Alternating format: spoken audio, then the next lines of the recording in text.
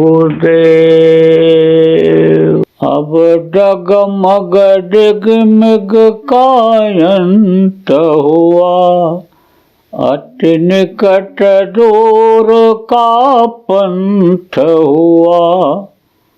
आँखें खोला देखा कगार, सरकार तुम्हारे हाथों में, गुरुदेव तुम्हारे हाथों में, भगवान तुम्हारे हाथों में।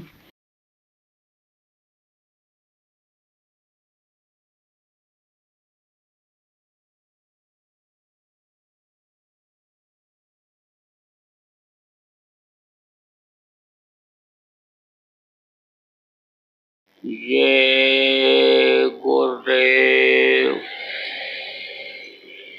सर्वसमर्थ सर्वत्र स्मरणीय परम पूज्य गुरु जी महाराज, उपस्थित सभी सत्संगी धर्म प्रेमी बच्चों एवं बच्चियों, गुरु महाराज की अपार दया मेहर हुई। 21 दिसंबर 2021 को भगवान राम गोस्वामी जी महाराज तथा अन्य महापुरुषों की इस भूमि पर जन्म लिए हुए आप प्रेमियों का सत्संग के माध्यम से चित्रकूट में दर्शन का अवसर मिल रहा है। आप लोगों के ऊपर भी उस मालिक की दया कृपा मेहरबानी हुई कि आप घर से निकलकर यहाँ सत्संग में आ पाए, क्योंकि सत्संगों में आना इस समय बड़ा मुश्किल होता है। गृहस्थी में इस कदर आदमी फंसा हुआ है कि निकलना बड़ा मुश्किल है।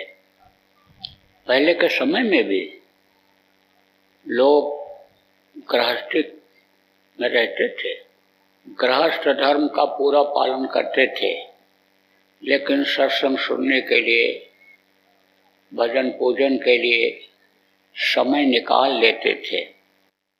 अब तो इस समय आदमी इस कदर दिन रात चलता रहता है कि कहीं जैसे आग लगी हो और बुझाने के लिए दौड़ा चला जा रहा हो। उसी को भूल गया कि जो सबको देता सबको खिलाता है। कौन खिलाता है? आदमी तो एक निमित्त मात्र है, देता तो वो प्रभु है जो पैदा होने के पहले माँ के स्तन में दूध भर देता है। परवरिश तो वो करता है, देता तो वो है, लेकिन आदमी ये सोचता है कि मैं नहीं करूँगा तो सब काम बिगड़ जाएगा। करना तो चाहिए। देखो ये शरीर है तो शरीर को चलाने के लिए खाने का भी इंतजाम करना चाहिए, कपड़े का इंतजाम करना चाहिए, रहने के लिए घर मकान बना लेना चाहिए, मान सम्मान इज्जत प्रतिष्ठा को बढ़ाने के लिए भी काम कर लेना चाहिए। माता पिता हैं तो उनकी सेवा करना चाहिए, बच्चे हैं, औरत है, पति हैं तो उनके लिए भी सेवा के लिए समय निकाल लेना चाहिए। कोई भूखा रूखा आ जाए, रोटी खिला देना, पानी पिला देना, ये सब तो गृहस्थ का धर्म है।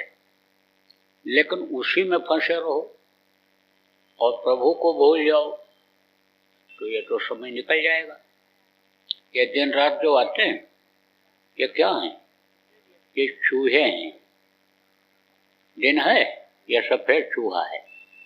ये दिन में जो भी आपकी आयु है ये काट देंगे और शाम जब आएगा, अंधेरा होगा तो रात वाला चूहा उम्र को ही कुतरेगा, उम्र को ही खत्म करेगा, क्योंकि सबको गिन करके सांसों की पूंजी मिलती है खर्च करने के लिए। अब यह है कि जो जैसा खर्चा करता है उसकी उसी हिसाब से उम्र होती है। देखो कोई 90 साल 100 साल तक जिंदा रहता है और कोई 40-50 साल में चला जाता है। अब तो इस समय पर 18-20 साल में भी नौजवान खत्म होने लग गए। किसी का कोई भरोसा है जिंदगी का। आदमी ने एक तरह से अपने पैर में ही कुल्हाड़ी मार लिया। क्यों मार लिया?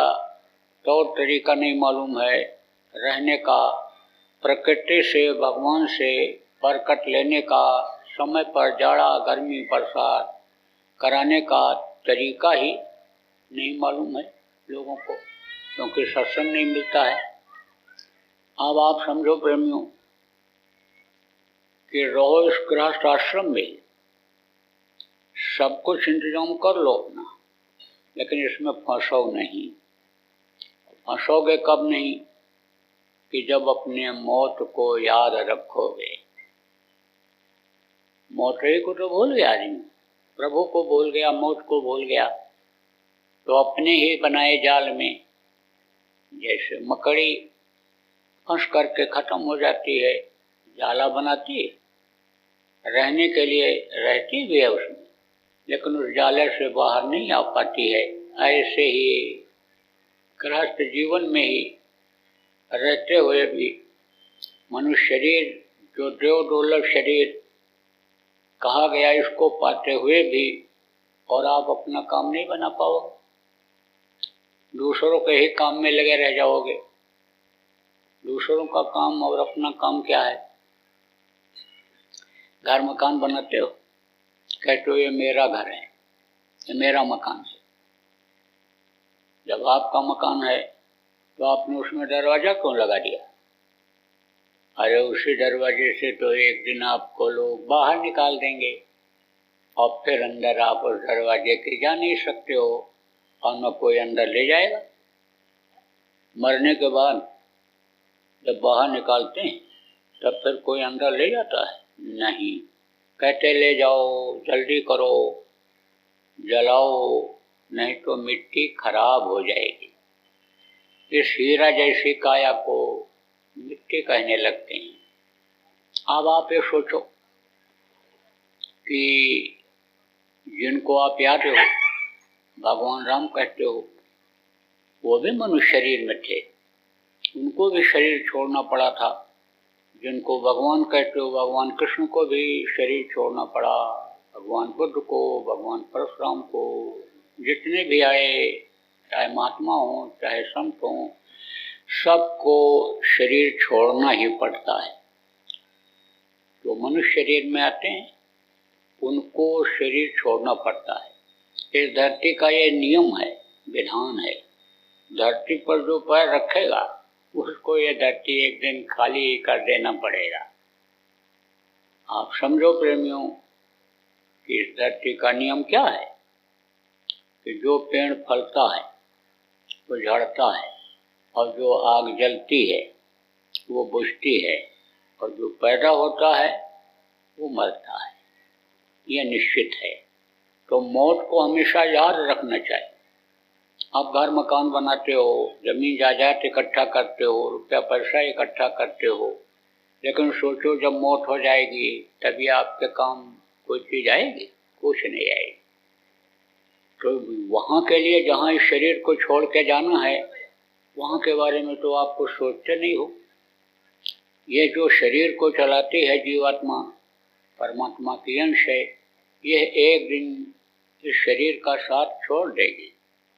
अब माँ के पेट में जब थे तब जानकारी थी कि हमको पिछले जन्मों में बहुत तकलीफ झेलनी पड़ी, बड़ा कष्ट मिला, नरकों में रहे, कीड़ा मकोड़ा सांप गोजर बिच्छू के शरीर में बंद किए गए, जान बचाते फिरे। वो सब दृश्य दिखाई भी पड़ता है कोशिश करने पर। तब उस समय जब माँ के पेट की आग तपा रही थी तब प्रभु से प्रार्थना करते थे। प्रभु का दर्शन होता था, उनकी झलक दिखाई पड़ती थी, उनकी रोशनी तेज प्रकाश दिखाई पड़ता था। अब आप जो बुद्धिजीवी हो, पढ़े लिखे हो, विश्वास कैसे करोगे? आप देख लेना, छोटा बच्चा हो कोई, 2-4 दिन का, 6 दिन का, 1 महीने का भी हो,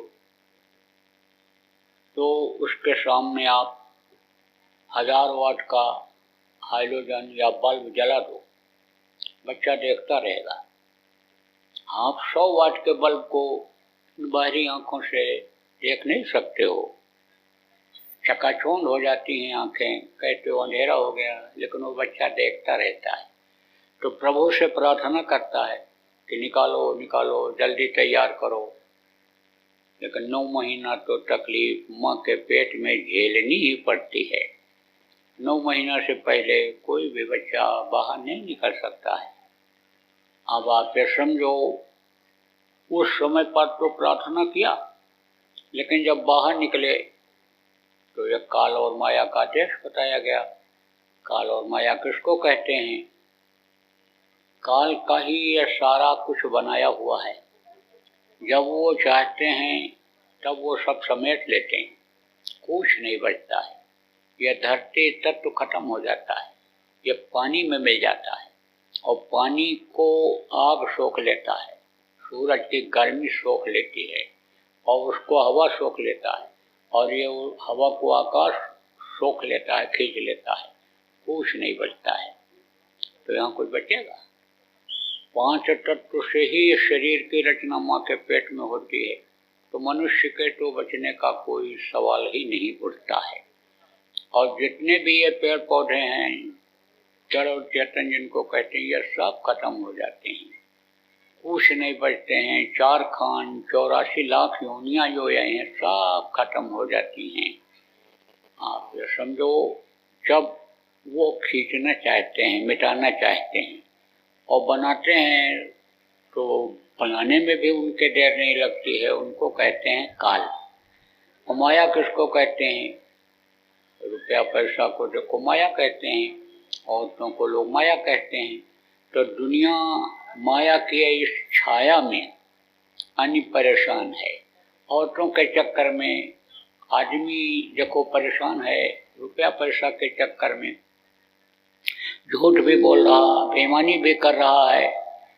शरीर जो पूजा भजन के लिए मिला, इससे गुनाह भी कर दे रहा है, गलती कर बैठ रहा है, कर्मों को लाद ले रहा है इसी के पीछे।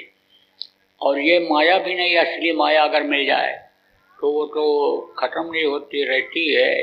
ये तो माया की छाया है। रुपया पैसा को माया कहते हैं। देखो, चोर चोरी करके लाता है, लेकिन रुकती नहीं है वो माया। एक दिन जीत करके कोई जुआ लाया रुपया, तो दूसरे दिन फिर हार जाता है। लेकिन जो मेहनत की कमाई होती है वो रुकती है। तो वो कहते हैं भाई ये हमारा है, हम मेहनत करके इसको बनाएंगे। इसीलिए उपदेश किया जाता है, बताया जाता है कि मेहनत और ईमानदारी की कमाई करो।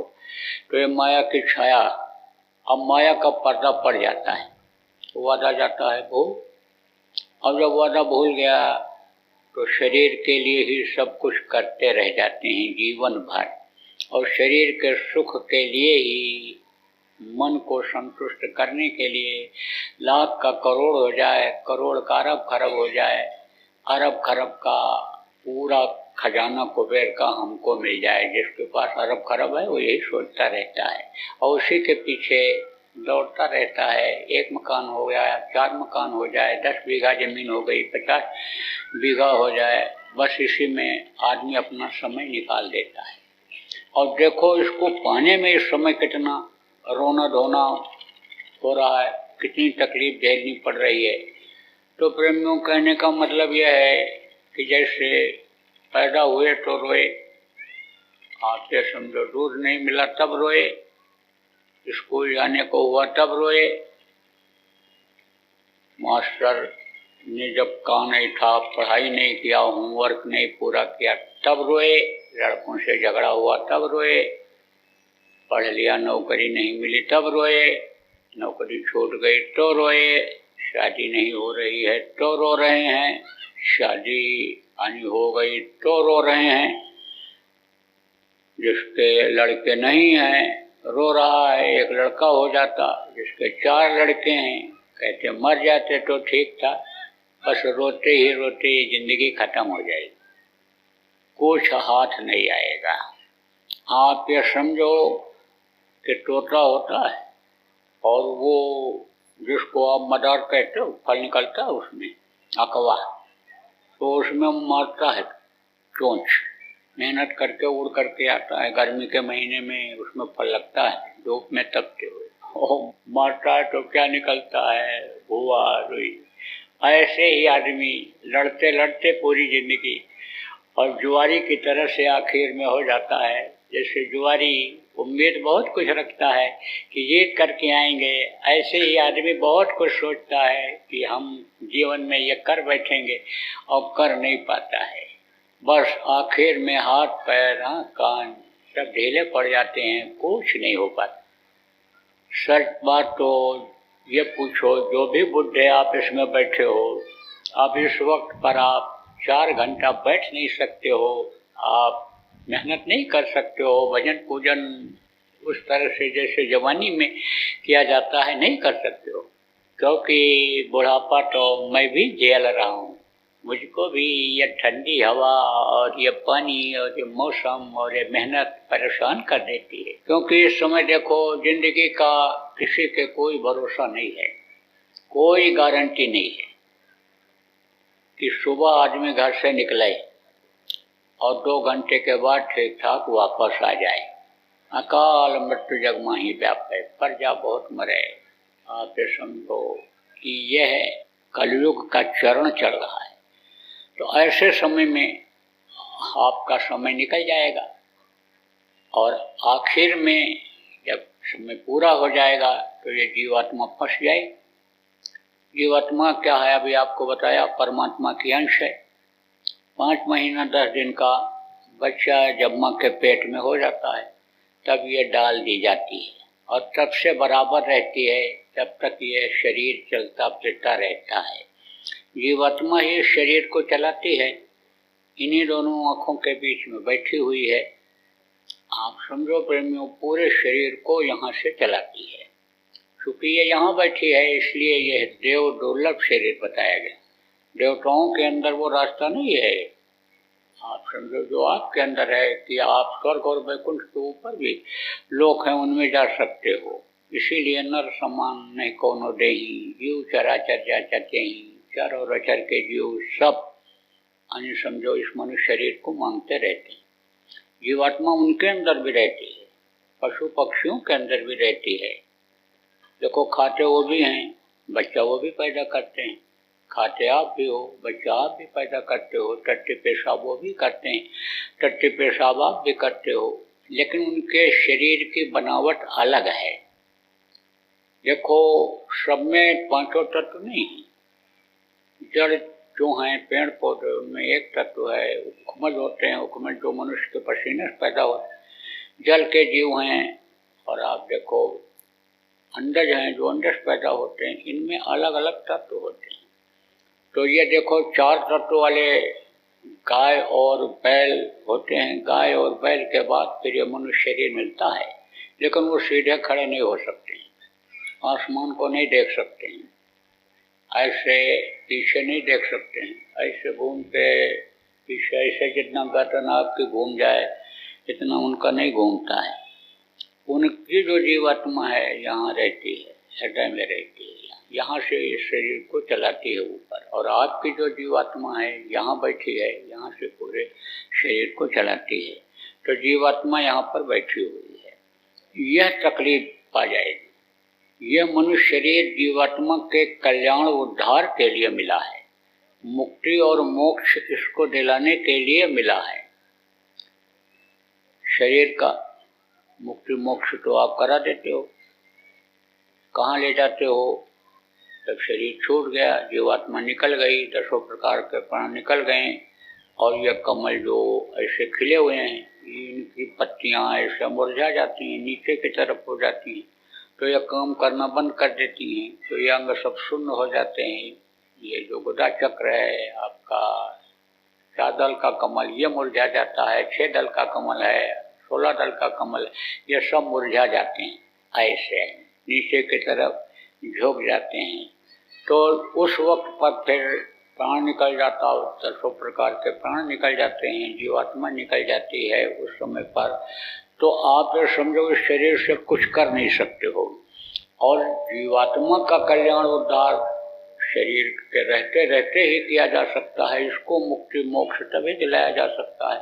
तो जब प्राण निकल जाते हैं और शरीर का संचालन बंद हो जाता है, जल पृथ्वी अग्नि वायु और आकाश जो 5 तत्वों से शरीर बना है, यह इन 5 तत्वों में विलीन हो जाता है, तब ऐसे समय पर इस मृतक शरीर को आदमी क्या करता है, ले जाता है मुक्ति धाम, जहाँ लिखा रहता है शमशान घाट पर कहीं कहीं मुक्ति धाम लिखा रहता है, मोक्ष धाम, तो वहाँ ले जा करके जला करके चला आता है। अब मान लो कोई ले गया और जलाने में दिक्कत आ गई, तो कहता अब इनको मुक्ति दिला करके ही हम चलेंगे। घर कोई वापस नहीं लौटता है और न वापस लाश को लाता है, जला करके ही आता है। तो शरीर की मुक्ति तो हो जाती है, लेकिन जीवात्मा ये फंस जाती है, कर्मों के अनुसार नरकों में डाल दी जाती है, मरी काटी कूटी जलाई जाती है। जो कर्म शरीर से आदमी करता है उस कर्मों की सजा मिलती है।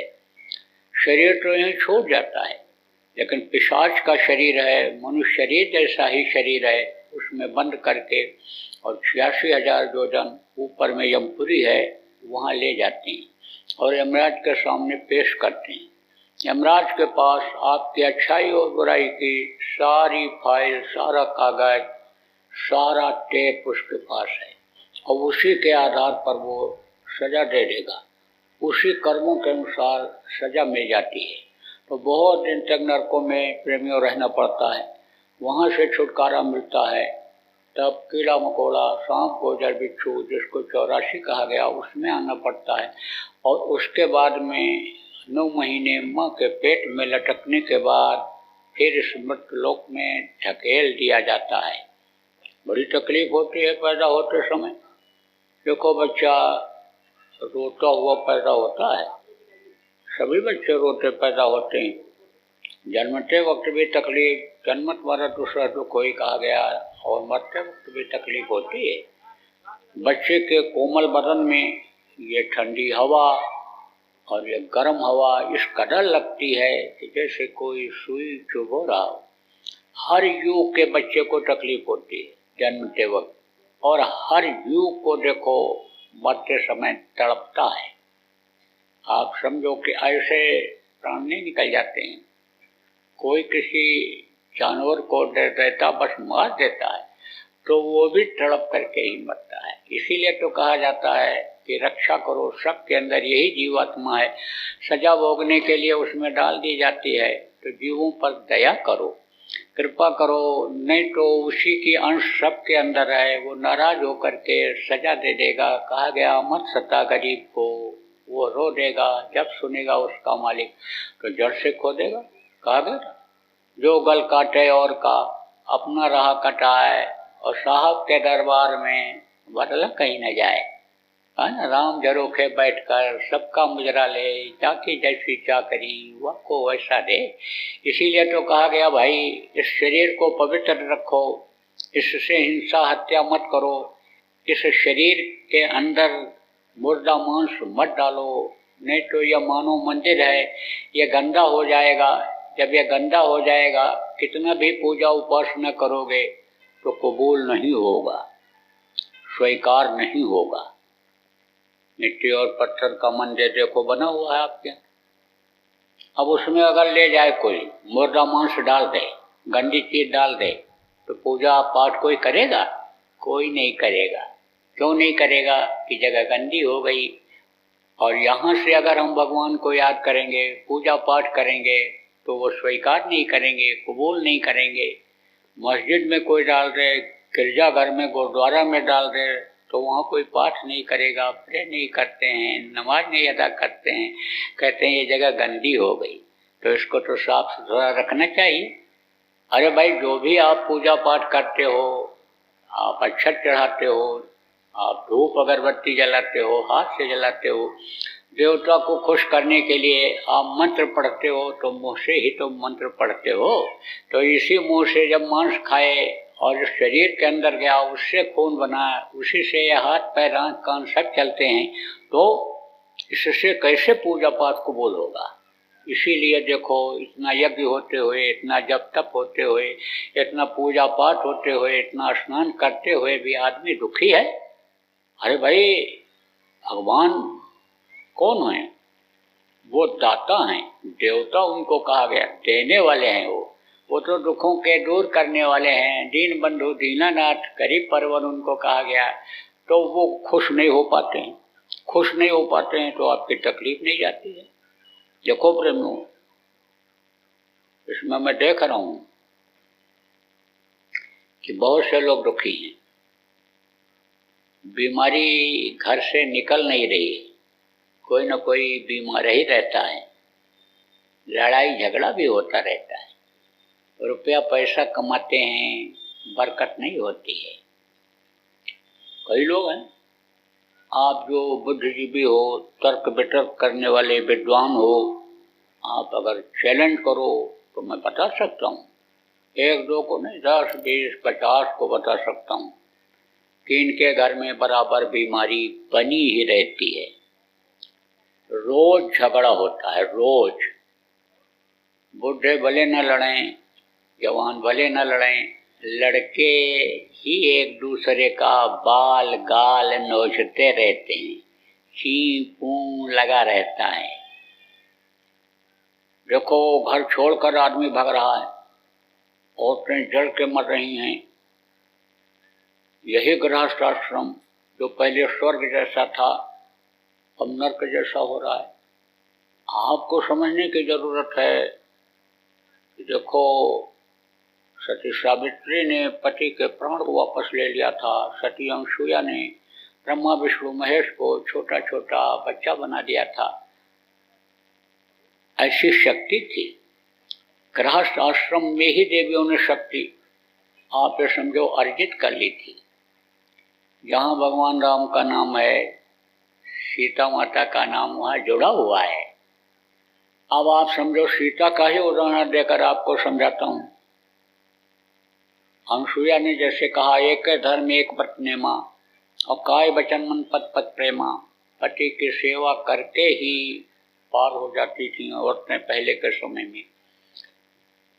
हनुमान जी जब उड़ करके गए अशोक वाटिका में, और सीता जी को विश्वास हो गया कि यह राम का दूत है, तो चाहती तो हनुमान जी के साथ चली आती, और जो पहाड़ उठा के ला सकता है वो सीता जी को हथेली पर से उठा करके ले आता, लेकिन नहीं आई।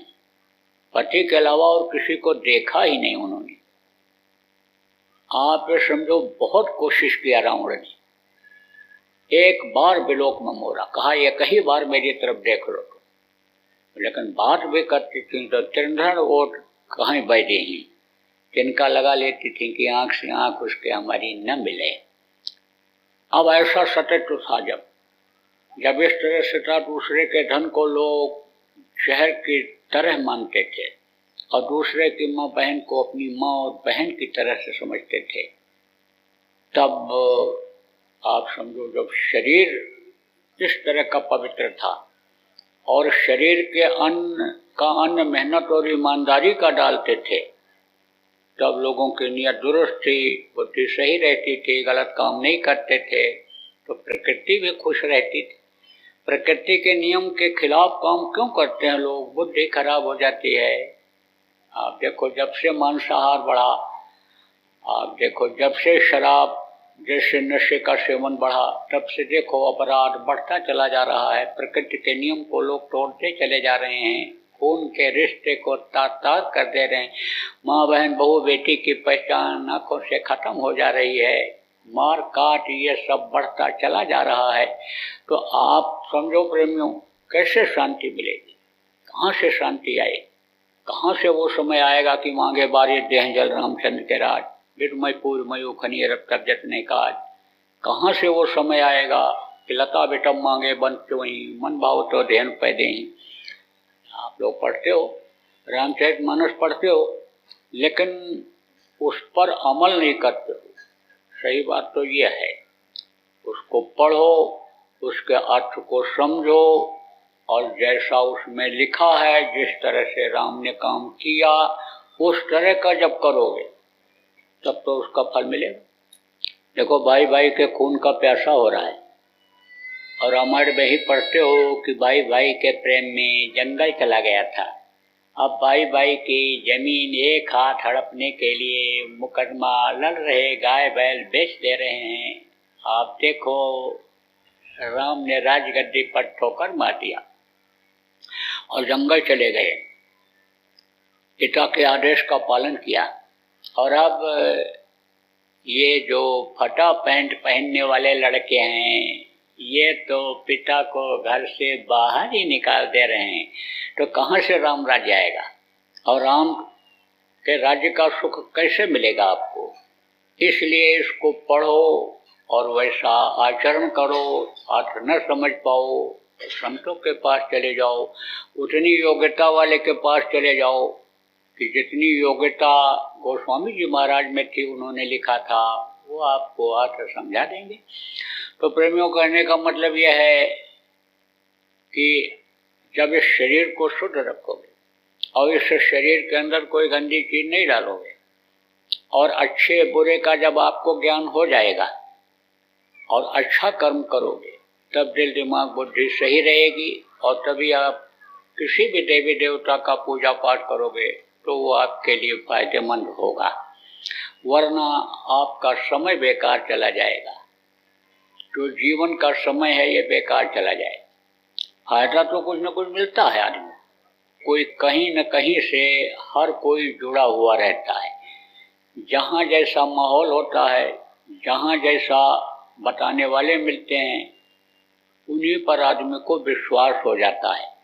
किसी ने बता दिया पेड़ में भगवान है, किसी ने बता दिया पौधे में भगवान है, किसी ने बता दिया पत्थर में भगवान है, किसी ने बता दिया गंगा जमुना कृष्णा कावेरी नदी में स्नान करोगे तो भगवान मिल जाएंगे।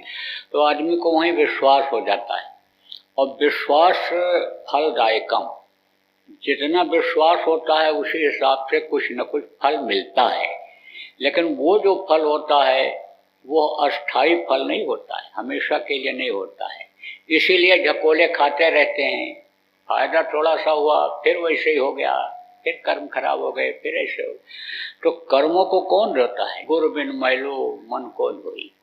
कपड़ा गंदा हो जाए आपका तो आप साफ कर लोगे, शरीर गंदा हो जाए आप साफ कर लोगे, गाड़ी घोड़ा गंदा हो जाए आप साफ कर लोगे, लेकिन अंतरात्मा को कैसे साफ करोगे?